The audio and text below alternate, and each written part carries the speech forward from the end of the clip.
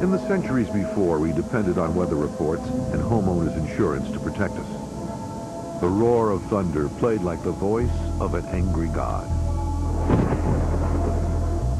A solar eclipse seemed nothing less than a vengeful deity devouring the source of life itself. It is no wonder that the ancients viewed the forces of nature as actual gods, fearsome beings who might unleash destruction unless appeased. It was against this backdrop that the first angel-like creatures began to appear. The most familiar attributes of these angel ancestors were wings. The lineage of winged creatures reaches all the way back to ancient Egypt. We have very protective goddesses like Isis, and many times they are depicted with wings on their arms to show that with these wings they can really look after someone. It can be the husband Osiris, it can be everyone who needs protection. The highest god in the second and first millennium was Amun, and he has no wings, but what he had feathers on his crown to make clear that also here it is on one hand side a heavens aspect, on the other hand side a protective aspect. Wings were also a central element in funerary art, signaling that divine protection continued even after death. The protective power of winged supernatural creatures can also be found among the kingdoms that flourished in Mesopotamia around 900 BC. This region between the Tigris and Euphrates rivers is often called the cradle of civilization. It lies within modern-day Iraq. In ancient times, gigantic statues of winged protective spirits known as caribs guarded the entryways of temples and palaces.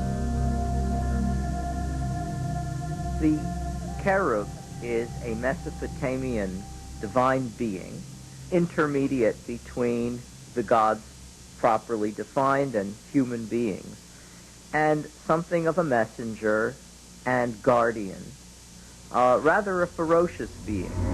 They have this characteristic of being what the German scholars call Mischwesen, mixed beings, part bird, part man, part lion, part man. The most familiar visual elements or iconography of angels came from the Greco-Roman traditions that dominated the Mediterranean world for nearly 12 centuries.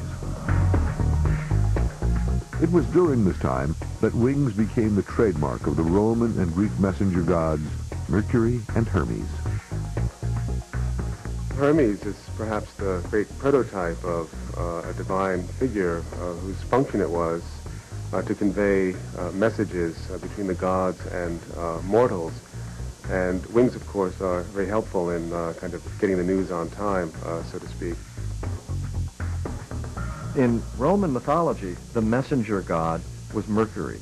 And Mercury was known for being able to move in and out, back and forth, coming and going, moving betwixt and between, which in a very real sense is like the element Mercury.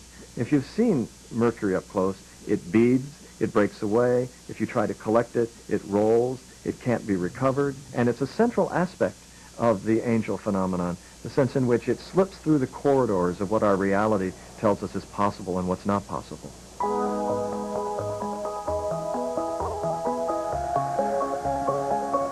Wings also symbolize the thrill of conquest. In the Greco-Roman world, triumph was embodied by the winged goddesses Nike and Victory.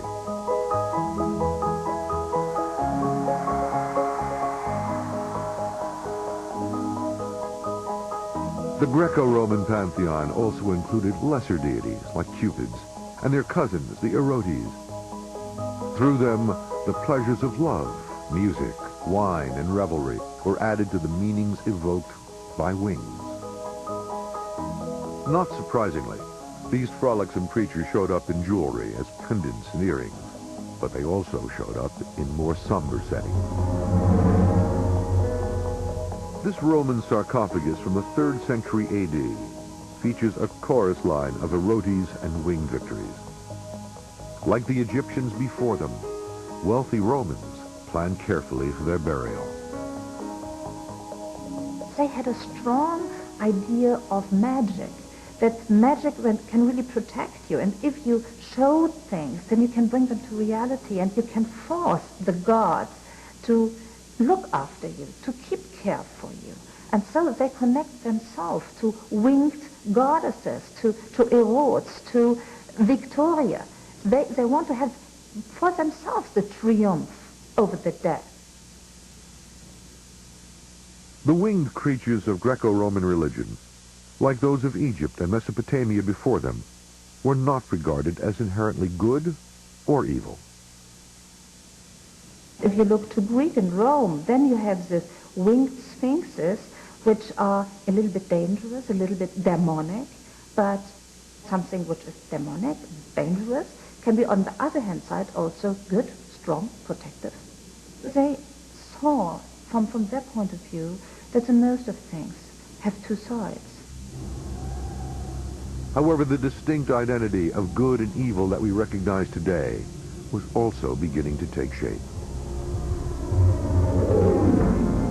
During the age in which Greco-Roman beliefs dominated the Mediterranean world, the ancient Near East was dominated by Persia, now known as Iran.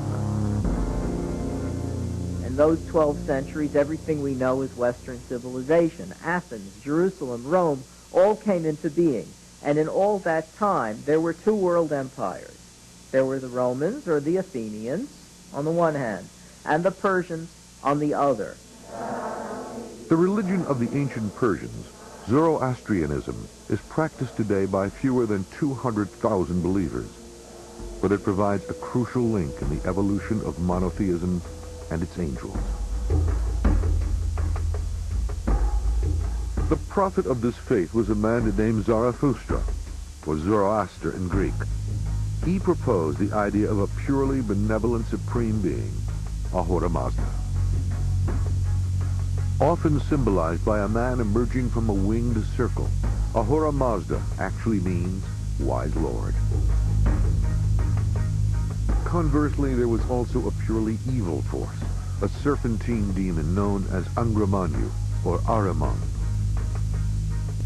Zarathustra saw a cosmic dualism in which the good God, the creator God, Ahura Mazda, is entirely good, and his demonic opponent, who existed from eternity just as he did, Angra Mainyu, meaning the destructive or frightful spirit, is entirely evil. Zoroastrianism proposes that this dualistic struggle between good and evil will end in a momentous final confrontation. This ancient faith also includes a lower rank of supernatural beings called Yazatas. They can be seen as predecessors of our modern-day angels. Just as people will pray to angels for protection and success, or for healing in particular pursuits, so Zoroastrians also will invoke one or another Yazata. Persian angels are often depicted holding a ring, which symbolizes Hwarna, a helping or protective power. Hwarna is also symbolized by the winged emblem of Ahura Mazda. The Hwarna can be seen as a prototype for angels because it's winged, and wings are a salient feature of angels. It's also luminous, so we can imagine it as a glowing thing. And this is, of course, the origin of the halo, which is the Zoroastrian image. The many angel prototypes of Zoroastrianism, plus its recognition of distinctly good and evil forces, laid the groundwork for the angelic realm as it is understood today. With the rise of Judaism, the winged creatures of the ancient world would slowly fade into oblivion. In their place, the faithful would now revere Gabriel, Michael, and an army of fierce guardian angels.